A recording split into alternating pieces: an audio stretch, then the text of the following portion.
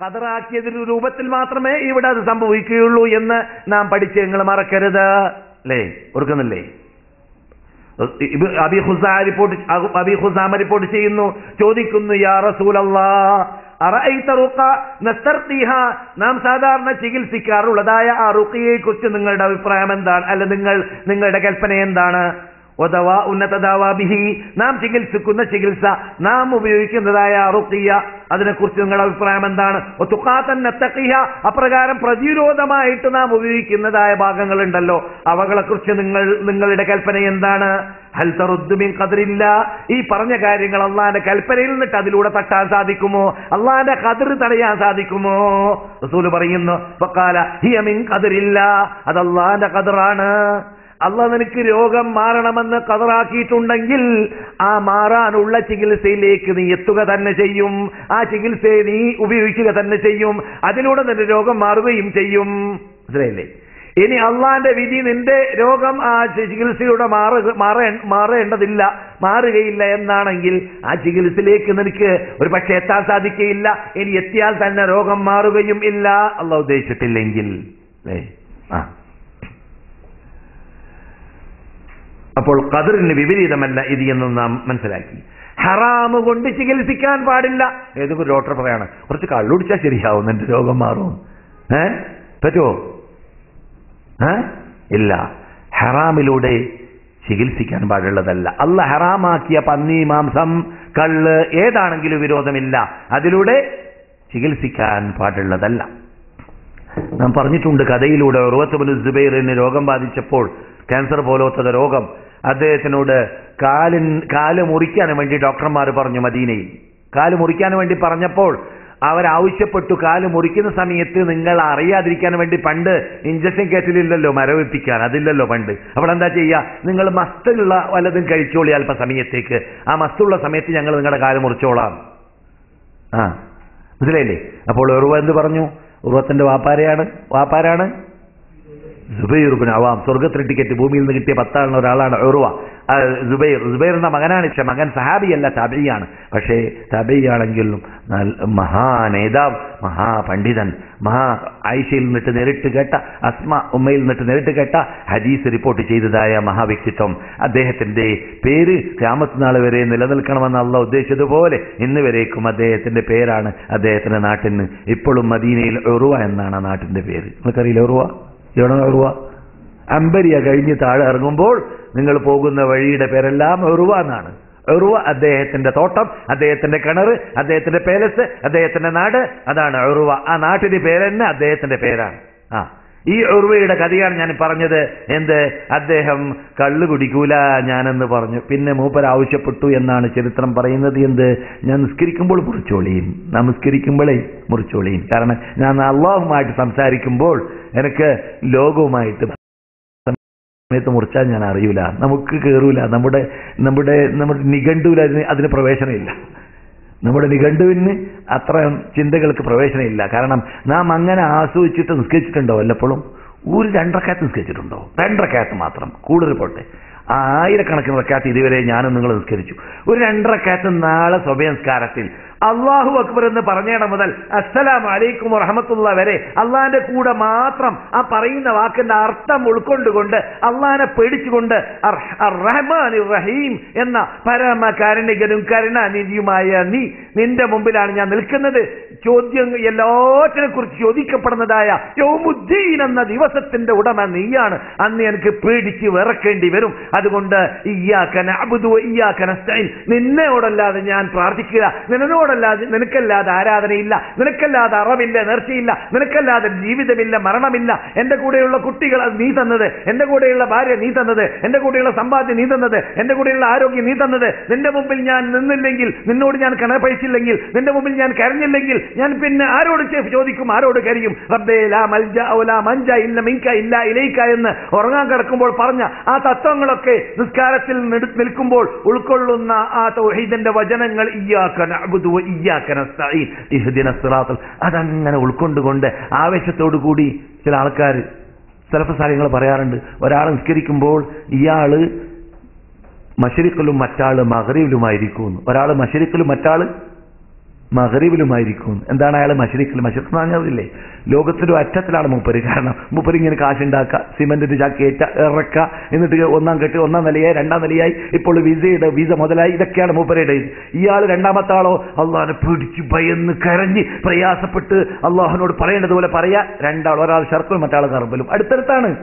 അടുത്തടുത്താണ് അള്ളാഹ് കാണുന്നുണ്ട്.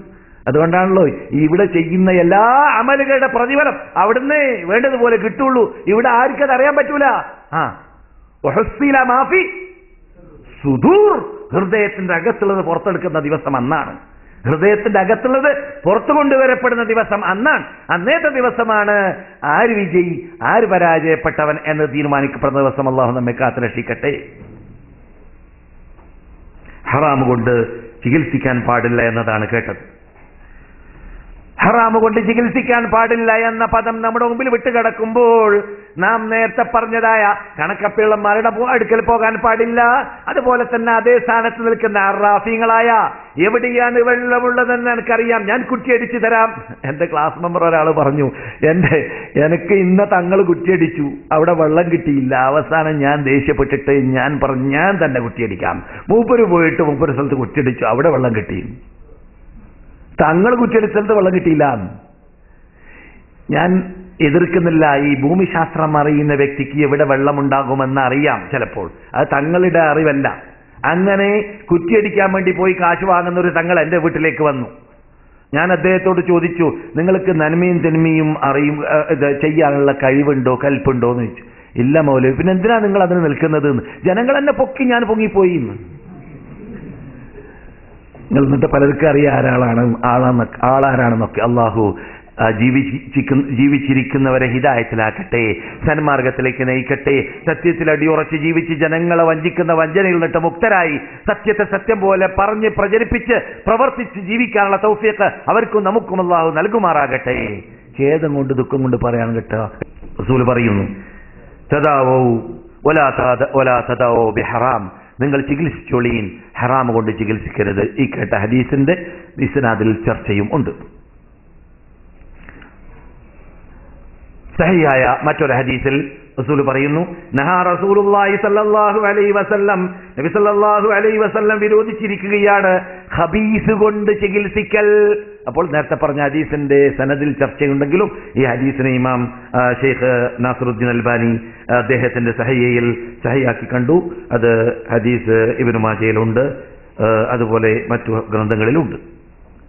ഖബീസ് കൊണ്ട്, ഖബീസ് എന്ന് പറഞ്ഞാൽ കാഷ്ടം കൊണ്ട്, മൂത്രം കൊണ്ട്. റസൂൽ പഠിപ്പിച്ചതല്ലെങ്കിൽ റസൂലുള്ളാഹി സ്വല്ലല്ലാഹു അലൈഹി വസല്ലം നജസല്ലാത്ത മൂത്രം ചികിത്സയൊക്കെ എന്നെ വേണ്ടി അനുവദിച്ചു. അതെവിടെയാണ്? അങ്ങനെയുണ്ടോ? അയാൾ 60 വയസ്സ് പൂർത്തിയായി ഇദ്ദേഹത്തിന്, അതുകൊണ്ട് ഇതൊക്കെ പരപ്പ് പറയാണെന്ന് ഇപ്പൊ ചില. ഒട്ടകത്തിന്റെ മൂത്രം ഏറ്റവും പ്രയാസം ഇപ്പോൾ ജൂതന്മാർക്ക് എന്താണെന്നറിയാമോ? അവർ ഒട്ടകത്തിന്റെ മാംസം തിന്നൽ അവരെ ഹറാമാക്കിയിരിക്കുകയാണ്. അതുകൊണ്ട് അവർ ഒരു ബേജാറിലാണ്. കാരണം ഇപ്പോൾ അവർ ജീവിക്കുന്ന ബ്രിട്ടീഷ് അമേരിക്കക്കാർ തന്നെ, അവിടുത്തെ ഡോക്ടർമാർ തന്നെ അംഗീകരിക്കുന്നു ഒട്ടകത്തിന്റെ പ്രത്യേകത, അതിന്റെ മാംസത്തിന്റെ പ്രത്യേകത, അതിന്റെ പാലിന്റെ പ്രത്യേകത, അതിന്റെ മൂത്രത്തിന്റെ പ്രത്യേകത, അത് ചികിത്സയ്ക്ക് എത്രമാത്രം ഫലിക്കുന്നുണ്ട്. എത്രയോ തോലു രോഗങ്ങൾക്ക് ചികിത്സയാണ് എന്ത്? ഒട്ടകത്തിന്റെ മൂത്രം. മനസ്സിലായില്ലേ? മാറാക്ക് ഇന്ത്യയിൽ പോയിട്ട് ചികിത്സിച്ചു പോലും മാറാത്തതായ എന്റെ പേരക്കുട്ടിയുടെ രോഗം ഒട്ടകത്തിന്റെ മൂത്രവും പാലും മിക്സ് ചെയ്തിട്ട് ഉപയോഗിച്ചത് കാരണത്താൽ മാറിയിട്ടുണ്ട്. ഇന്ത്യയിൽ നാടൻ മരുന്ന് ഉപയോഗിച്ച് എന്നിട്ടും പോയില്ല. കാലിലുണ്ടായിരുന്നത് ആരോ വ്രണം, അത് മാറിയത് റസൂലുള്ളാഹി പറഞ്ഞതായ ആ ചികിത്സയിലൂടെയാണ് സല്ലല്ലാഹു അലൈഹി വസല്ലം. അവിടേക്കൊന്നും എത്തിയിട്ടില്ല. ഞാൻ ഈ ഖബീസ് ഉപയോഗിക്കരുതെന്ന് പറഞ്ഞപ്പോൾ ഓർമ്മയിൽ വന്നു, വെടക്ക് എന്ന് ഇസ്ലാം പറയുന്നത് ഉപയോഗിക്കാൻ പാടില്ല. കള്ള് പോലോത്ത എന്തെല്ലാം നീചമുണ്ട്, പന്നിമാംസം പോലോത്ത, അതിലൂടെയൊന്നും ചികിത്സിക്കാൻ പാടുള്ളതല്ല. സഹോദര സഹോദരിമാരെ, ഇതുവരെ കേട്ടതിൽ നിന്നിട്ട് അനുവദിക്കപ്പെട്ടതിലൂടെ ചികിത്സിക്കാമെന്ന് നാം പഠിച്ചു. അനുവദിക്കപ്പെട്ട ചികിത്സ ഡോക്ടർമാരിലൂടെ മാത്രമല്ല അല്ലാതെയും ലഭിക്കുന്നുണ്ട്. അതിൽപ്പെട്ടതാണ് ഇസ്ലാമിക ചികിത്സ എന്ന പേരിൽ ഇന്ന് ഞാൻ ചർച്ച ചെയ്യാൻ വേണ്ടി എടുത്ത വിഷയവും അടുത്ത ക്ലാസ്സുകളിലൂടെ പരിപൂർണം നൽകപ്പെടുന്ന വിഷയവും. ഇത് ഒരു ക്ലാസ്സിൽ പറഞ്ഞു തീർക്കാൻ പറ്റുന്ന വിഷയമല്ല. ഇനിയും ഇതിന്റെ തുടർച്ചകൾ ഉണ്ടാകും. അതുകൊണ്ട് ക്ലാസ്സിൽ തുടർച്ചയായിട്ട് വരികയാണെങ്കിൽ ഇത്തരം കാര്യങ്ങൾ ചിലപ്പോൾ പണ്ട് കേട്ടതാണെങ്കിലും കേട്ടതിനെ പുതുക്കലായി, കേൾക്കാത്തതാണെങ്കിൽ പുതുതായി കേൾക്കലും. സഹോദര സഹോദരിമാരെ, എന്താണ് ഈ റുഖിയ എന്ന് പറഞ്ഞാൽ? റുഖിയ അശ്ശറഇയ്യ, ഈ ഇസ്ലാം അനുവദിച്ചതായ റുഖിയ, അൽ ഔദ എന്നാണ് പറയുക. അൽ മുൽതജ എന്നും പറയും. എന്ന് പറഞ്ഞാൽ രക്ഷ തേടൽ എന്നതാണ്. റുഖിയ എന്ന് പറഞ്ഞാൽ രക്ഷ തേടൽ. എന്തിൽ നിന്നിട്ട്? രോഗത്തിൽ നിന്നിട്ട്. ശമനം, രക്ഷ, സമാധാനം, ശാന്തി. അതെ, എന്തിലൂടെ രക്ഷ തേടൽ? സാങ്കേതിക പദം എന്താണ്? ഇസ്ലാം അനുവദിച്ചതായ ഖുർആൻ പാരായണത്തിലൂടെയോ സുന്നത്തിൽ കൂടി സ്ഥിരീകരിക്കപ്പെട്ട പ്രാർത്ഥനയിലൂടെയോ എന്ത് തേടുക? രക്ഷ തേടുക അള്ളാഹുവിനോട്. അതാണ് എന്ത്? ഇസ്ലാമിക ചികിത്സ. മനസ്സിലായില്ലേ? ഇതിലും പ്രതിരോധ വകുപ്പുണ്ട്. ഇത് ഇസ്ലാമിക ചികിത്സ ഉപയോഗിക്കാതെ തന്നെ രക്ഷപ്പെടാനുള്ള ചാൻസ് ഉണ്ട്. എന്താണത്? ഈ ചികിത്സ നാം ഉപയോഗിക്കുന്നത്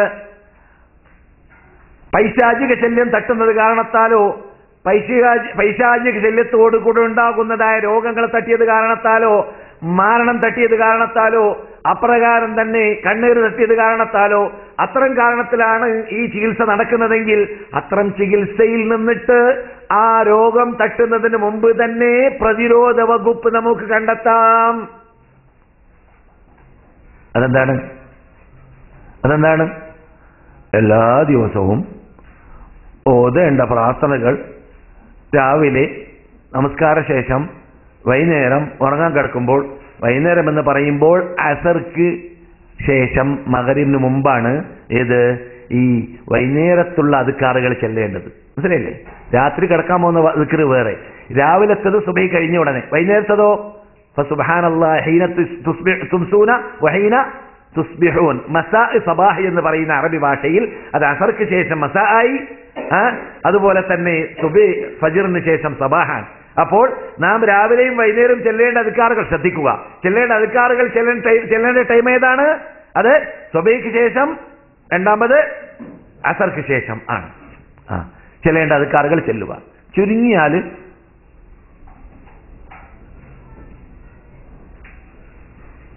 സൂറത്തുൽ ബഖറയുടെ ആദ്യത്തെ ആയത്തുകൾ അലിഫ് ലാം മീം മുതൽ മുഫ്ലിഹൂൻ വരെ, സൂറത്തുൽ ബഖറയുടെ മധ്യത്തിലോ ലാസ്റ്റ് ഭാഗത്തോ ഉള്ള അല്പമധ്യത്തിന് ശേഷമുള്ളതായ ആയത്തുൽ കുർസി, സൂറത്തുൽ ബഖറയുടെ ലാസ്റ്റ് ഭാഗമുള്ളതായ 2 ആയത്ത് ആമന റസൂലു, അപ്രകാരം തന്നെ മുഅവ്വദതൈനി സൂറത്തുൽ ഇഖ്ലാസ്. ഇത് ചുരുങ്ങിയാൽ, ഇതിനൊന്നും ടൈം വേണ്ട, 2 മിനിറ്റ് 3 മിനിറ്റ് വേണ്ടതുള്ളൂ ഏറ്റവും കൂടിയാൽ. മനസ്സിലായില്ലേ? ഇത് ദൈനംദിനം ചൊല്ലിക്കൊണ്ടിരിക്കുക. പിന്നെ അദ്കാറുകളൊക്കെ ഓർമ്മയുണ്ടെങ്കിൽ അഊദു ബികലിമാത്തില്ലാഹി താമ്മാത്തി മിൻ ശർരി മാ ഖലഖ് എന്ന് നമ്മൾ എവിടെയെങ്കിലും ഇറങ്ങുമ്പോൾ, യാത്ര പോകുമ്പോഴോ വല്ല സ്ഥലത്ത് ഇറങ്ങിയാൽ അപകടത്തിൽ നിന്ന് രക്ഷപ്പെടാൻ വേണ്ടി, തേള് പാമ്പിൽ നിന്ന് രക്ഷപ്പെടാൻ വേണ്ടി ഒക്കെ ചെല്ലാറുള്ളത് പോലെ ബിസ്മില്ലാഹിൽ ലദീ ലാ യദുറു മഅ ഇസ്മിഹി ഷൈഉൻ ഫിൽ അർദി വലാ ഫിസ് സമാഇ വസ്സബിയുൽ അലീം രാവിലെയും വൈകുന്നേരവും ചെല്ലാവുന്നതായ പ്രാർത്ഥനകളിൽ പെട്ടതാണ്. അങ്ങനെ റസൂൽ പഠിപ്പിച്ചതായ 3 തവണ ചെല്ലണമെന്ന് പഠിപ്പിച്ചതായ അദ്കാറുകളൊക്കെ ഹിസ്നുൽ മുസ്ലിം എന്നൊരു പുസ്തകം ഇവിടെ കിട്ടും. അതിന്റെ മലയാള പരിഭാഷയും കിട്ടും. പല ഭാഷയിലും പരിഭാഷയുണ്ട്. ആ പുസ്തകത്തിൽ പരിശോധിച്ചാൽ രാവിലെയും വൈകുന്നേരവും ചെല്ലേണ്ട അദ്കാറുകൾ കാണാം. അത് ചെല്ലാൻ വേണ്ടി പരിശ്രമിക്കുക. അപ്രകാരം എല്ലാ നമസ്കാര ശേഷം, സുബ്ഹി നമസ്കാര ശേഷമാണെങ്കിൽ 3 തവണയായിട്ട് മുഅവ്വദതൈനിയും സൂറത്തുൽ ഇഖ്ലാസും ഓതുക. എല്ലാ നമസ്കാരത്തിൽ മഗ്‌രിബും ഫജ്റും അല്ലാത്തതിലാണെങ്കിൽ 1 തവണ വീതം ഓതുക. എല്ലാ നമസ്കാര ശേഷവും ആയത്തുൽ കുർസിയും ഓതുക. ഉറങ്ങാൻ കിടക്കുമ്പോൾ ഞാൻ നേരത്തെ പറഞ്ഞതുപോലെയുള്ള അദ്കാറുകളോടൊപ്പം ബിസ്മിക റബ്ബി വദഅതു ജംബി മുതലും അപ്രകാരം ചെല്ലേണ്ടതും, അപ്രകാരം അല്ലാഹുമ്മ അസ്ലംതു നഫ്സി ഇലൈക എന്ന പ്രാർത്ഥനയും ഇതെല്ലാം ചെല്ലുക.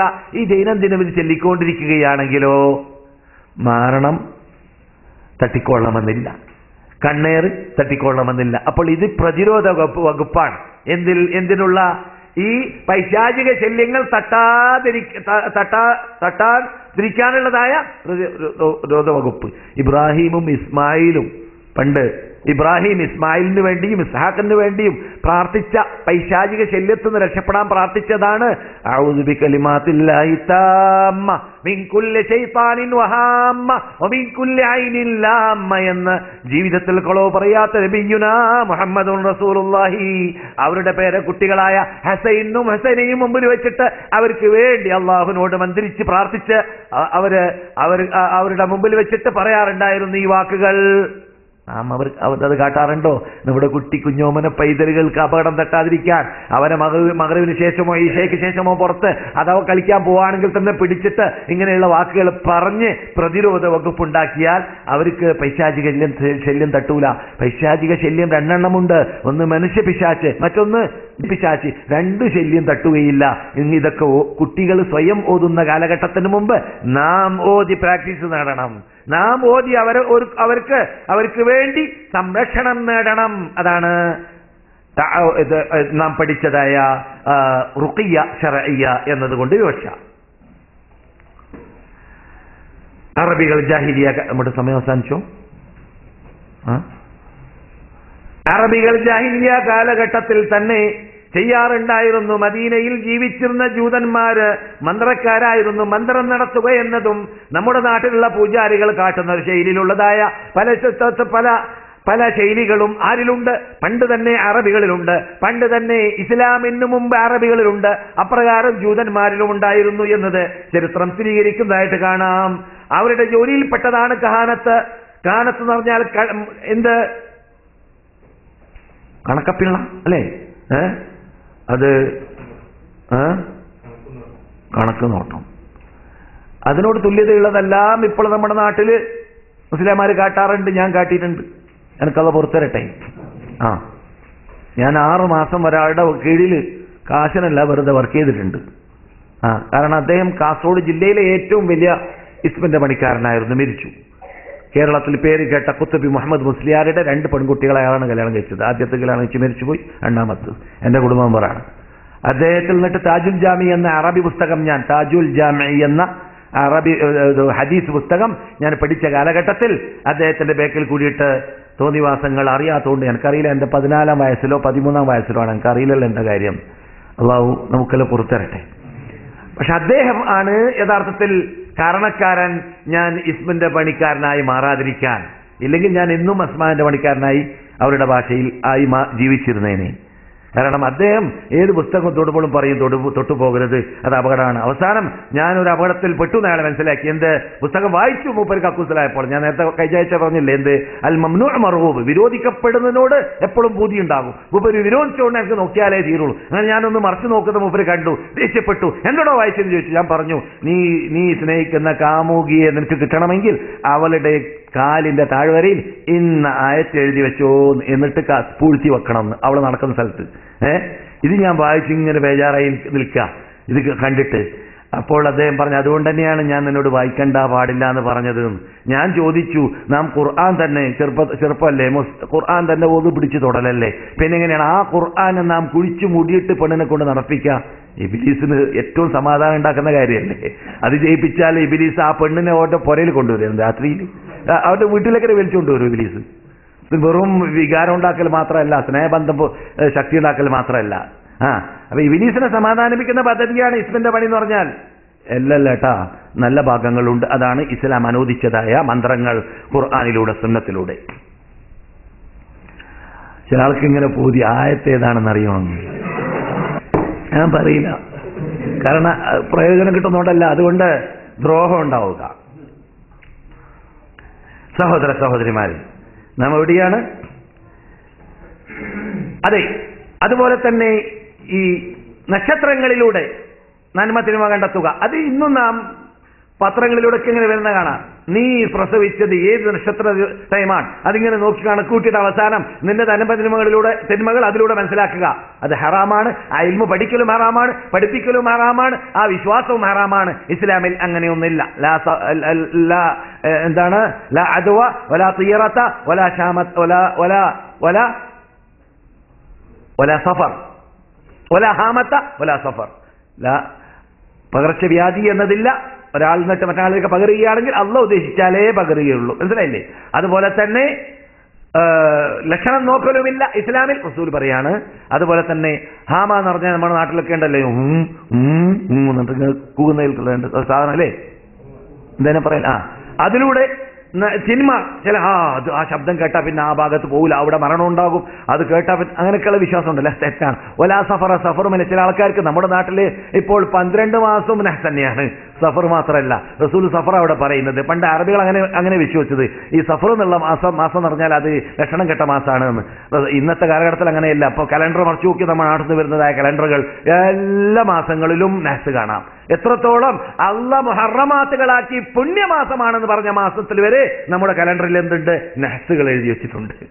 അറിവില്ലായ്മയുടെ ഉത്തുംഗശൃംഗത്തിലേക്ക് അല്ലെങ്കിൽ താഴെ താഴ്ന്നു പോയത് കൊണ്ടാണ്. അള്ളാഹു ഹിദായത്തിലാക്കട്ടെ.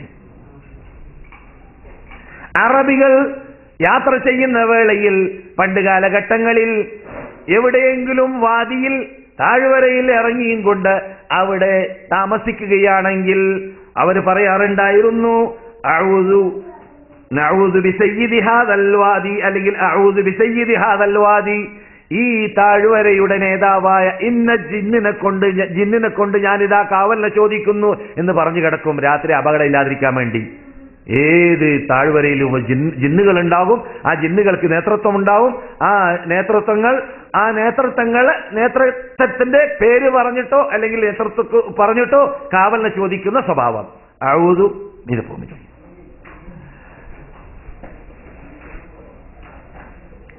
അതെ, അതുകൊണ്ട് അല്ലാഹു സുബ്ഹാനഹു വ തആല വളരെ കർശനമായ ഭാഷയിൽ അതിനെ വിരോധിച്ച് സംസാരിച്ചിട്ടുണ്ട്. ജിന്ന് സൂറത്തിൽ അല്ലേ, ഇന്നഹു കാന റിജാലും മിനൽ ഇൻസി യഊദൂന ബിരിജാലിൻ മിനൽ ജിന്നി ഫസാദൂഹും റഹഖാ. മനുഷ്യന്മാർ ജിന്നിനോട് എന്ത് ചെയ്യാറുണ്ട്, കാവലിനെ ചോദിക്കാറുണ്ട്. അതിലൂടെ അവർക്ക് പ്രയാസം വർദ്ധിക്കുകയല്ലാതെ നന്മ ലഭിക്കാറില്ല എന്ന് മുഅ്മിനീങ്ങളായ ജിന്നുകൾ പറഞ്ഞു പോലോ എന്ന് ഖുർആൻ പറയുന്ന കാണാം. അതുകൊണ്ട് ജിന്നിനെ വിളിച്ച് പ്രാർത്ഥിക്കലും നമ്മുടെ കഴിവിനപ്പുറമുള്ള ശ്രദ്ധക്കപ്പുറമുള്ള ആൾക്കാരെ വിളിച്ച് സഹായം തേടലും ശിർക്കിൽപ്പെട്ടതാണ് എന്ന് ഖുർആൻ പഠിപ്പിക്കുന്ന ശൈലിയാണത്. വമാദ് ഇബ്നു സഅലബ ജാഹിലിയ്യ കാലഘട്ടത്തിലേ റുഖിയ്യ ഉണ്ട്. പക്ഷെ റുഖിയ്യ ശർഇയ്യ ഇസ്ലാം പഠിപ്പിച്ചതാണ് എന്ന് പറയാൻ വേണ്ടിയാണ് ഇത്തരം കാര്യങ്ങൾ ഞാൻ മുഖവരിയായിട്ട് നൽകുന്നത്. വിശദീകരണം അടുത്തു വരാൻ പോകുന്ന ക്ലാസ്സുകളിൽ നമുക്ക് ഈ വിഷയത്തിനെ പരത്തി പറയുമ്പോൾ നമുക്ക് കേൾക്കുകയും ചെയ്യാം. വമാദ് ഇബ്നു സഅലബിനെ പരിചയമുണ്ടല്ലോ അല്ലേ? വമാദിനെ പരിചയമില്ലാത്ത ആൾ പരിചയമില്ലാത്തവരുണ്ടാൻ പാടില്ല. പലപ്പോഴും ഞാൻ മടക്കി പറഞ്ഞിട്ടുണ്ട്. മക്കയിൽ ഇസ്ലാം മതം വിശ്വസിക്കാൻ വേണ്ടി കടന്നു വന്നപ്പോൾ അദ്ദേഹം ഈ രോഗം മാറ്റുന്ന കാഹിനാണ് എന്നത് മക്കക്കാർക്ക് പരിചയമുണ്ട്. ജാഹിലി മന്ത്രത്തിലൂടെ രോഗം മാറ്റാൻ വേണ്ടി നടക്കുന്ന ചികിത്സക്കാരനാണ് എന്ന് മക്കക്കാർക്ക് പരിചയമുണ്ടതുകൊണ്ട് മുസ്ലിം റിപ്പോർട്ട് ചെയ്യുന്നതായ ഹദീസിൽ കാണാം, വമാദിനെ മക്കക്കാർ പിടികൂടി. മക്കക്കാർ വമാദിനോട് പറഞ്ഞു, ശ്രദ്ധിക്കണം, ഇവിടെ ഒരു വ്യക്തിയുണ്ട്, അദ്ദേഹം ഭ്രാന്തനാണ്, അദ്ദേഹത്തിനടുക്കൽ നിങ്ങൾ ചെല്ലരുത്, അദ്ദേഹത്തിന്റെ അടുക്കലേക്ക് ചെന്നാൽ നിങ്ങൾ അപകടത്തിൽപ്പെടും. അങ്ങനെ കഥയിൽ പറയുന്നു, വമാദിന് പഞ്ഞൊക്കെ വാങ്ങിക്കൊടുത്തു, പഞ്ഞു കൊടുത്തു. ആര്? മക്കക്കാഫിരീങ്ങൾ. എന്തിനാണ്? കാതിൽ വെക്കാൻ വേണ്ടി. എന്തിന്? റസൂൽ പറയുന്നത് കേൾക്കാതിരിക്കാൻ വേണ്ടി. കാതെ പണ്ട് അല്ലാഹു ഖുർആനിൽ പറയുന്നുണ്ട്, നൂഹ് നബിയുടെ ഖൗമ് കാട്ടിയതായ കാര്യം അല്ലേ? ഇന്നി കുല്ലമാ ദഅവതുഹും ലിതഗ്ഫിറ ലഹും ജഅലു അസാബിഅഹും ഫീ ആദാനിഹിം വസ്തഗ്ശൗ സിയാബഹും. പിന്നെന്താണ്? വഅസറു വസ്തക്ബറു ഇസ്തിക്ബാറാ ثم إني دعوتهم جهارا ثم إني أعلنت لهم وأسررت لهم إسرارا. അത് പഴയ സ്വഭാവമാണ്. പഴയ നൂഹിന്റെ കാലഘട്ടത്തിലെ മുഖമൊക്കെ ബന്ദ് ചെയ്യുക, തുണി മൂടുക, കേൾക്കാതിരിക്കാൻ വേണ്ടി പരിശ്രമിക്കുക. സത്യം കേൾക്കുമ്പോൾ ലമാദ് ഇതൊക്കെ ആദ്യം ശ്രദ്ധിച്ചു. പിന്നെ കുറച്ച് കഴിഞ്ഞപ്പോൾ ലമാദിന് സ്വയം തോന്നി, ഞാനൊരു ചികിത്സക്കാരനല്ലേ, അദ്ദേഹത്തിന് ഭ്രാന്താണെങ്കിൽ ഞാൻ കുറെ ഭ്രാന്തിന് ചികിത്സിക്കാൻ പോകുന്ന ആളാണ്, അദ്ദേഹത്തിന് ചികിത്സ ഞാൻ ഏറ്റെടുക്കാം, ചികിത്സിച്ച് നോക്കാം. മക്കക്കാരെ പറഞ്ഞ് സമാധാനിപ്പിച്ചിട്ട് റസൂലുള്ളാഹി സ്വല്ലല്ലാഹു അലൈഹി വസല്ലമയെ കാണാൻ പോയി. റസൂലുള്ളാഹി സ്വല്ലല്ലാഹു അലൈഹി വസല്ലം അടുക്കൽ ചെന്നുകൊണ്ട്, നിങ്ങൾക്ക് രോഗം പിടിപെട്ടിട്ടുണ്ട്, നിങ്ങൾക്ക് ഭ്രാന്ത് പിടിപെട്ടിട്ടുണ്ട് എന്നൊക്കെ കേൾക്കാൻ സാധിച്ചു, നിങ്ങളുടെ രോഗം മാറ്റാനുള്ള ചികിത്സ എന്റെ കൂടെയുണ്ട്, ഞാൻ ചികിത്സിക്കട്ടെ, ഞാൻ ഇങ്ങനെ കാഹിനാണ് എന്നൊക്കെ റസൂലുള്ളാഹിന്റെ ഹദ്റത്തിൽ വെച്ചിട്ട് പറഞ്ഞു. റസൂലുള്ളാഹി പറയുന്നതൊക്കെ കേട്ട ശേഷം നിങ്ങൾ കേൾക്കുന്ന കഥയൊന്നുമല്ല, മുസ്ലിം റിപ്പോർട്ട് ചെയ്യുന്ന ഹദീസാണ്. റസൂൽ ഇതൊക്കെ കേട്ട ശേഷം പറഞ്ഞു ആ വ്യക്തിയോട്, ലമാദിനോട്, നിങ്ങൾക്കിത് കേൾക്കാമോ? ഞാൻ പറയുന്നത് കേൾക്കാമോ? അവിടെ ഖുർആനിന്റെ ആയത്തുകൾ ഓതി കേൾപ്പിച്ചതല്ല, പിന്നെയോ നാം കഴിഞ്ഞ ക്ലാസ്സുകളിൽ പറഞ്ഞതായ മുൻകിറൂൽ ഹദീസ് ഉണ്ടല്ലോ, ഹദീസ് നിഷേധികൾ, അങ്ങനെയുള്ള ആ വിഭാഗം നിഷേധിക്കുന്നതായ ഹദീസ് മാത്രമാണ് അവിടെ കേൾപ്പിക്കുന്നത്. ഇന്നൽ ഹംദലില്ലാഹ് നഹ്മദുഹു വനസ്തഈനുഹു മൻ യഹ്ദില്ലാഹു ഫലാ മുദില്ല ലഹു വമൻ യുദ്ലിൽ ഫലാ ഹാദിയ ലഹു വഅശ്ഹദു അൻ ലാ ഇലാഹ ഇല്ലല്ലാഹ് വഅശ്ഹദു അന്ന മുഹമ്മദൻ റസൂലുള്ളാഹ്. 3 തവണ മടക്കി പറഞ്ഞു. ആദ്യത്തെ തവണ പറഞ്ഞപ്പോൾ ഒന്നുകൂടി മടക്കി പറഞ്ഞാട്ടെ. ആര് പറയുന്നു? ലമാദ് പറയുന്നു. ഒന്നുകൂടി മടക്കി പറഞ്ഞാട്ടെ. അറബികൾക്ക് പറഞ്ഞ് പരിചയമില്ലാത്തൊരു ശൈലിയാണത്. അറബികൾക്ക് അത് പറഞ്ഞ് പരിചയമില്ല. കാരണം അവര് അള്ളാഹിനെയും പൂജിക്കുന്നു, അള്ളാഹു അല്ലാത്തവരും പൂജിക്കുന്നു. അള്ളാഹ്ക്കും ആരാധന, അള്ളാഹു അല്ലാത്തവർക്കും ആരാധന, അള്ളാഹ്ക്കും നേർച്ച, അള്ളാഹു അല്ലാത്തവർക്കും നേർച്ച. ഇതെല്ലാം കാട്ടുന്നത് കൊണ്ട് അവരിങ്ങനെ ഇന്നൽ ഹംദലില്ലാഹ് എന്ന് പറഞ്ഞ് അള്ളാഹിനെ പൊഴിച്ച്, അള്ളാഹിനെ വാഴ്ച, അള്ളാഹുവിനെ പൊക്കി പറയുന്ന ശൈലി ഉണ്ടല്ലോ, അവർക്കത് അറിയില്ല. ഇത് റസൂലുള്ളാഹി സ്വല്ലല്ലാഹു അലൈഹി വസല്ലം ഇസ്ലാമിലൂടെ, വഹയിലൂടെ, ജിബ്രീലിലൂടെ ഇറങ്ങിയ ശൈലിയാണത്. അൽഹംദുലില്ലാഹി നഹ്മദുഹു വനസ്തഈനുഹു വനുഅ്മിനു ബിഹി എന്നൊക്കെ നാം സാധാരണ ക്ലാസ്സിൽ കേൾക്കാറുള്ള ശൈലി. ഇത് 3 തവണ കേട്ട ശേഷം ഞാൻ ധാരാളം കവിത കേട്ടിട്ടുണ്ട്, ഞാൻ ധാരാളം മാരണം പഠിച്ചിട്ടുണ്ട്, പറഞ്ഞിട്ടുണ്ട്, ചെയ്തിട്ടുണ്ട്. അതുപോലെ തന്നെ കഹാനത്തും കണക്കപ്പിള്ളയായി ജീവിച്ച ആളാണ്. പക്ഷേ അതൊന്നുമല്ലല്ലോ, ഇതൊരു പുതിയ സാധനമാണല്ലോ. ഇത് കടൽ മാരണത്തിലൂടെയും എല്ലാം കടലും കരയുമെല്ലാം കിളിക്കിയതായ വിഭാഗം അറിയാത്ത എന്നെ പോലത്തെ ലമാദ് എന്നൊക്കെ പറഞ്ഞാൽ വലിയ പേരെടുത്ത കണക്കപ്പിള്ളയാണ് മക്കയിലേക്ക് എത്തിയത്. മക്കാരുടെ ശ്രദ്ധ ആ ഭാഗത്തേക്കായിരുന്നു. മനസ്സിലാകുന്നില്ലേ? ഒരു ക്രിക്കറ്റ് ചാമ്പ്യൻഷിപ്പ് നേടിയ ആള് വന്നാൽ എന്താ സംഭവിക്കുക നമ്മളെ നാട്ടിലൊക്കെ എന്നതുപോലെ മനസ്സിലാക്കിയാൽ മതി. പെട്ടെന്ന് കയറിയല്ലോ എന്താണെന്ന്. ഇതാണ് ലമാദ് കയറിയപ്പോൾ മക്കാർക്കുണ്ടായത്. അങ്ങനെയുള്ള ലമാദ് എല്ലാവരും ശ്രദ്ധിക്കാണ്. മൂപ്പര് എവിടേക്കാ ഇപ്പൊ പോകുന്നത്? പേരെടുത്ത മനുഷ്യൻ, പേരെടുത്ത കാഹിൻ, രോഗം മാറ്റുന്ന ചികിത്സിക്കുന്ന മനുഷ്യൻ. അദ്ദേഹം ഇപ്പോൾ പോകുന്നത് മുഹമ്മദിന്റെ അടുക്കലാണ്. നമ്മുടെ പരിശ്രമം ഒന്നും അവിടെ ഫലിച്ചില്ല, പഞ്ഞൊന്നും വലിച്ചില്ല. മൂപ്പരോടെ പോയിരുന്നു. റസൂൽ എന്നിട്ട് കേട്ടു, അഷ്ഹദു അല്ലാ ഇലാഹ ഇല്ലല്ലാഹ് വഅഷ്ഹദു അന്ന മുഹമ്മദൻ റസൂലുള്ളാഹ്. കലിമത്ത് തൗഹീദ് ചൊല്ലി ലമാദ് കലിമത്ത് തൗഹീദ് ചൊല്ലി. ഇത് നിങ്ങൾക്കുള്ളതാണ്, നിങ്ങളുടെ ഖൗമിനുമുള്ളതാണ്. നബിയുനാ മുഹമ്മദ് റസൂലുള്ളാഹി. നിങ്ങളുടെ സമൂഹമൊക്കെ പോയി നന്നാക്കുക. ഇപ്പോഴൊന്നും ഇവിടെ ഒന്നും പറയാൻ നിൽക്കണ്ടെന്ന് പറയും പോലെ, അബൂദറിനോട് പറഞ്ഞതുപോലെ അദ്ദേഹം പോയി. മുസ്ലിങ്ങൾ മദീനയിൽ റസൂലുള്ളാഹി സ്വല്ലല്ലാഹു അലൈഹി വസല്ലം വന്നു. ലമാദ് നാട്ടിലേക്ക് പോയി. എവിടേക്ക്? യമനിലേക്ക് പോയി. അദ്ദേഹത്തിന്റെ നാട്ടുകാരെ നന്നാക്കാൻ ഏറ്റെടുത്തു പോയി. റസൂലുള്ള മദീനയിലേക്കും കുറെ കാലം കഴിഞ്ഞ ശേഷം റസൂലുള്ള ഇവിടെ മുസ്ലിം സമൂഹത്തെ വാർത്തെടുത്തു. യുദ്ധങ്ങളും മത്സരങ്ങളും നടന്നു. ജിഹാദ് ഇങ്ങനെ നടക്കാൻ. അക്കൂട്ടത്തിൽ ഇങ്ങനെ മുസ്ലിം ഭരണകൂടമാക്കി മാറ്റി മുസ്ലിം നേതൃത്വത്തിന്റെ കീഴിൽ യമനിന്റെ പല ഭാഗം വരെ ഉണ്ടായപ്പോൾ, അവിടെ ഒരു നാടിനെ അവർ കീഴടക്കിയപ്പോൾ ആ നാട്ടിലുള്ളതായ ഗനീമത്ത് ശേഖരിച്ചുകൊണ്ട് മുസ്ലിം കമാൻഡറെ കയ്യിലേക്കെത്തി. ചോദിച്ചു, മുസ്ലിം കമാൻഡർ ഇത് ഏത് കബീലയുടെ സ്വത്താണ്? പറഞ്ഞു, ലമാദ് കുടുംബത്തിന്റെ സ്വത്താണ്. അത് തൊടാൻ പാടില്ല. ലമാദ് കുടുംബം അത് മുസ്ലിം കുടുംബമാണ്. ലമാദ് റസൂലുള്ളാഹിനെ നേരിട്ട് കണ്ടു മുസ്ലിം ഇസ്ലാം മതം വിശ്വസിച്ച ആളാണ്. അതുകൊണ്ട് അവരുടെ സമ്പത്ത് നിങ്ങൾ മടക്കി കൊടുക്കുമെന്ന് അവർ പറഞ്ഞു എന്ന് മുസ്ലിം റിപ്പോർട്ട് ചെയ്യുന്ന ഹദീസിൽ കാണാം. എന്താ ഞാൻ പറഞ്ഞു വന്നത്? കഥ കേൾക്കൽ മാത്രമല്ല, ലമാദ് ഇബ്നു സഅലബയുടെ പഴയ കാലഘട്ടത്തിൽ എന്തായിരുന്നു ചെയ്തിരുന്നത്? അനിസ്ലാമിക ചികിത്സ. എന്താണ് ചെയ്തിരുന്നത്? അനിസ്ലാമിക ചികിത്സ. അപ്പോൾ പണ്ട് തന്നെ അനിസ്ലാമിക ചികിത്സ എന്ന പേരിൽ ചികിത്സ ഇവിടെ നടക്കുന്നുണ്ടായിരുന്നു എന്നതാണ്. ഞാൻ നിർത്താണ്, ടൈം വളരെ അതിക്രമിച്ചിട്ടുണ്ട് എന്നറിയാം.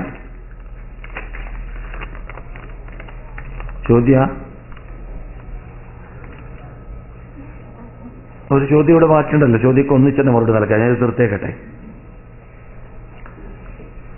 ആയിഷ റളിയല്ലാഹു തആല അൻഹ റസൂലുള്ളാഹി സ്വല്ലല്ലാഹു അലൈഹി വസല്ലം മരിക്കാൻ കിടക്കുന്ന വേളയിൽ ഇസ്ലാമിക ചികിത്സയായിട്ട് റസൂലുള്ളാഹി സ്വല്ലല്ലാഹു അലൈഹി വസല്ലം പഠിപ്പിച്ച ആ മുഅവ്വദതൈനി പലതവണ ഊതാറുണ്ടായിരുന്നു. ആയിഷ റളിയല്ലാഹു തആല അൻഹ സ്വന്തം പറയുന്നു, ബുഖാരി റിപ്പോർട്ട് ചെയ്യുന്ന മുസ്ലിം റിപ്പോർട്ട് ചെയ്യുന്ന 2191 നമ്പർ ഹദീസ് പരിശോധിച്ചാൽ നബിക്ക് വേണ്ടി നബി ജീവിച്ചിരുന്ന കാലഘട്ടത്തിൽ വല്ല രോഗികളുടെ അടുക്കിലേക്ക് റസൂൽ ചെന്നാൽ ആ രോഗികളുടെ തലയുടെ മീതെയോ ശരീരത്തിന്റെ മീതെയോ കൈവച്ചുകൊണ്ട് റസൂലുള്ളാഹി സ്വല്ലല്ലാഹു അലൈഹി വസല്ലം തടകിയും കൊണ്ട് പറയാറുണ്ട്, അദ്ഹിബിൽ ബഅസ റബ്ബന്നാസ് ഇശ്ഫി അൻത ശാഫ് ലാ ശിഫാഅ ഇല്ലാ ശിഫാഉക ശിഫാഅൻ ലാ യുഗാദിറു സഖമൻ വലാ അലമ എന്നീ റസൂലുള്ളാഹി പ്രാർത്ഥിക്കാറുണ്ട്. പലപ്പോഴും റസൂലുള്ളാഹിക്ക് രോഗം ബാധിച്ച വേളയിൽ ആയിഷ അങ്ങനെ ചെയ്യാറുണ്ടായിരുന്നു. ആയിഷ പറയുന്നു, മരിക്കാൻ കിടക്കുന്ന കിടത്തത്തിൽ റസൂലുള്ളാഹിന്റെ കൈ പിടിച്ചിട്ട് അതിലേക്ക് തടകിയിട്ട് ഞാൻ അതിലേക്ക് ഊതിയിട്ട് തടകിയിരുന്നു ആദ്യം. പിന്നെ ഞാൻ എന്റെ ഓർമ്മയിൽ വന്നു റസൂലുള്ള പ്രാർത്ഥിക്കാറുള്ള പ്രാർത്ഥന അതേതാണ്. രോഗിയുടെ അടുക്കിലേക്ക് ചെന്നാൽ പ്രാർത്ഥിക്കാറുള്ള പ്രാർത്ഥന അതേതാണ്. അത് നിങ്ങൾ ഇപ്പോൾ കേട്ടതായ പ്രാർത്ഥന. അദ്ഹിബിൽ ബഅസ, രോഗത്തെ പ്രയാസത്തെ മാറ്റണം. റബ്ബന്നാസ്, മനുഷ്യന്മാരുടെ രക്ഷിതാവേ. അദ്ഹിബിൽ ബഅസ റബ്ബന്നാസ് ഇശ്ഫി അൻത ശാഫ്, നീയാണ് ശിഫിയാക്കുന്നവൻ. ലാ ശിഫാഅ ഇല്ലാ ശിഫാഉക, ലോകത്തെ ഏത് കണക്കപ്പിള്ളരുടെ കയ്യിലോ ഏത് ഇസ്മിന്റെ പണിക്കാരുടെ കയ്യിലോ ഏത് ഡോക്ടറുടെ കയ്യിലോ ആരുടെ കയ്യിലും ഷിഫയില്ല, നിന്റെ കയ്യിൽ മാത്രമാണ് ഷിഫ. ലാ ശിഫാഅ ഇല്ലാ ശിഫാഉക ശിഫാഅൻ ലാ യുഗാദിറു സഖമൻ വലാ അലമ എന്ന് പറഞ്ഞുകൊണ്ട് ഞാൻ ഓതിയിട്ട് റസൂലുള്ളാഹിന്റെ ശറഫാക്കപ്പെട്ട കയ്യിലേക്ക് ഊതാൻ വേണ്ടി ഞാൻ തുനിയുമ്പോൾ റസൂലുള്ളാഹിന്റെ കൈ താഴെ വീഴുകയുണ്ടായി. റസൂലുള്ളാഹിയെ ഞാൻ തുറിച്ചു നോക്കി, എന്താണ് സംഭവിച്ചെന്നറിയാത്തത് കൊണ്ട്. അപ്പോൾ റസൂലുള്ളാഹി ഇങ്ങനെ പറയുന്നു, അല്ലാഹുമ്മ റബ്ബി അല്ലാഹുമ്മ ഗ്ഫിർലി വജ്അൽനി മഅ റഫീഖിൽ അലാ, എനിക്ക് നീ പുറത്തു തരണം, റഫീഖുൽ അലയിലേക്ക് നീ എന്നെ ചേർക്കണം. റസൂലുള്ളാഹിക്ക് അല്ലാഹു നൽകുന്ന സ്വർഗത്തിലുള്ളതായ സ്റ്റാൻഡേർഡിന്റെ പേരാണത്. റസൂലുള്ളാഹിന്റെ കൈ പിടിച്ചുകൊണ്ട് ഞാൻ ഇതുവരെ കാട്ടിയതുപോലെ ഇപ്പോഴും കാട്ടാമെന്ന് വിചാരിച്ചെന്ത് ആ പ്രാർത്ഥന പ്രാർത്ഥിച്ചിട്ട് റസൂലുള്ളാഹിന്റെ കയ്യിൽ ഊതിയിട്ട് റസൂലുള്ളാഹിന്റെ രോഗം മാറട്ടെ എന്ന് വിചാരിച്ച് തടകാൻ ഉദ്ദേശിച്ചപ്പോൾ നബിയുടെ കൈ വീഴുന്നു. അപ്പോൾ എനിക്ക് മനസ്സിലാക്കാൻ സാധിച്ചു, നബി വഫാത്തായി കഴിഞ്ഞിരിക്കുകയാണ്, മരിച്ചു കഴിഞ്ഞിരിക്കുകയാണ്, ഇഹലോകവാസം നടന്നു നബി സല്ലല്ലാഹു അലൈഹി വസല്ലമിന്റെ. അപ്പോൾ നബി സല്ലല്ലാഹു അലൈഹി വസല്ലമിന്റെ അവസാന നിമിഷം വരെ ഇസ്ലാമിക ചികിത്സ പഠിപ്പിച്ചതായ ആ റസൂലിന്റെ ചികിത്സയെ ആ ആയിഷ നമ്മുടെ ഉമ്മ നടപ്പാക്കി നമുക്ക് പഠിപ്പിക്കുകയാണ്. അതാണ് നാം ഇതുവരെ പറഞ്ഞ ഭാഗങ്ങൾ എന്നിട്ട് മനസ്സിലാക്കിയത്. ഇസ്ലാമിക ചികിത്സയായിരിക്കണം ചികിത്സിക്കേണ്ടത്, അല്ലാത്തതാവാൻ പാടില്ല. ഇനി ഇസ്ലാമിക ചികിത്സയിൽ പറയേണ്ട ഭാഗങ്ങൾ ധാരാളമുണ്ട്, പല കാര്യങ്ങളുണ്ട്. അടുത്ത ഈ വിഷയം ചർച്ച ചെയ്യുന്ന ക്ലാസ്സുകളിലേക്ക് നമുക്ക് നീട്ടിവെക്കാം. ആൾക്കാരെയും പുതുമുഖങ്ങളെയും വർദ്ധിപ്പിക്കുവാനും അപ്രകാരം തന്നെ നമ്മുടെ ക്ലാസ്സിന് കൊഴുപ്പുണ്ടാക്കുവാനും നിങ്ങളുടെ പരിശ്രമം വേണം എന്ന് കൂടി ഉണർത്തുന്നു. അല്ലാഹു ഇതിൽ പറഞ്ഞത് സൽക്രമമായി സ്വീകരിക്കട്ടെ. രോഗങ്ങളുടെ രോഗങ്ങളെ സുഖപ്പെടുത്തട്ടെ. ഇണകളില്ലാത്തവർക്ക് സാലിഹ്യങ്ങളെ ഇണകളെ നൽകട്ടെ. ഇസ്ലാമിലേക്ക് നമ്മുടെ യുവാക്കളെയും യുവതികളെയും മക്കളെയും സന്താനങ്ങളെയും അല്ലാഹു മടക്കട്ടെ.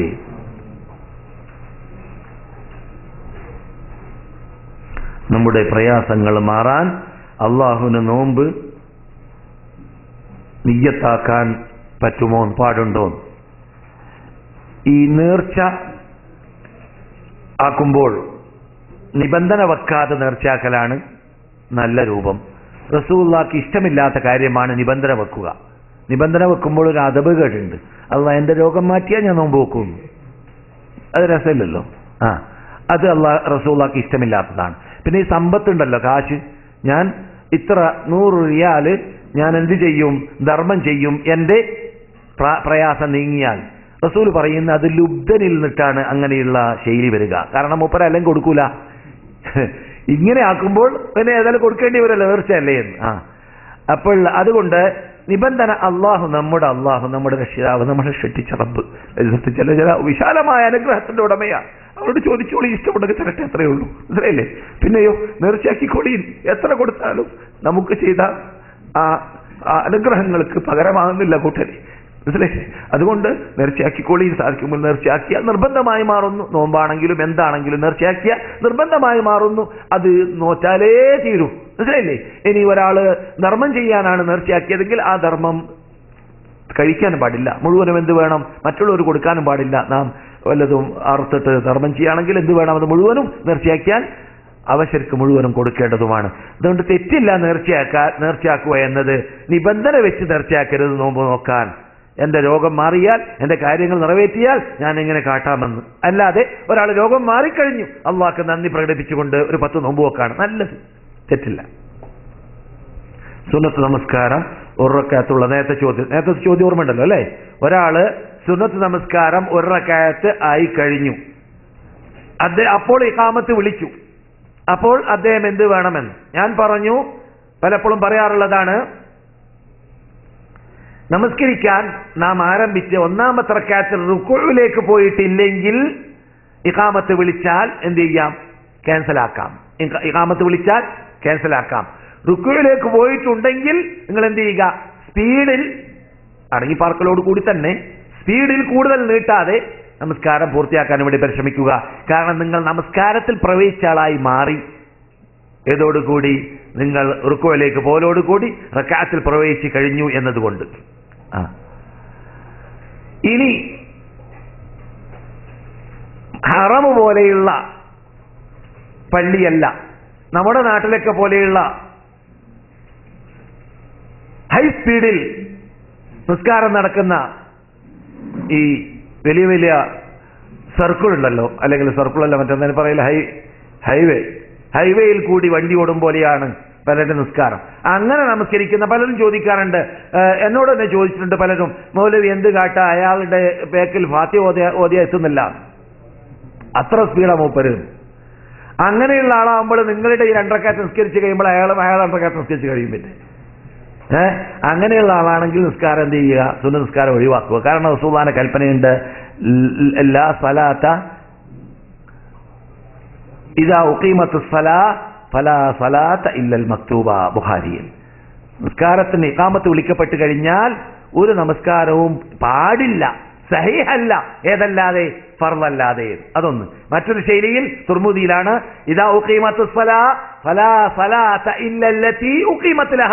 ഏത് നമസ്കാരത്തിന് വേണ്ടിയാണ് ഇഖാമത്ത് വിളിക്കപ്പെട്ടത് അതേ നിസ്കരിക്കാവൂ, വേറൊന്നും നിസ്കരിക്കാൻ പാടില്ല.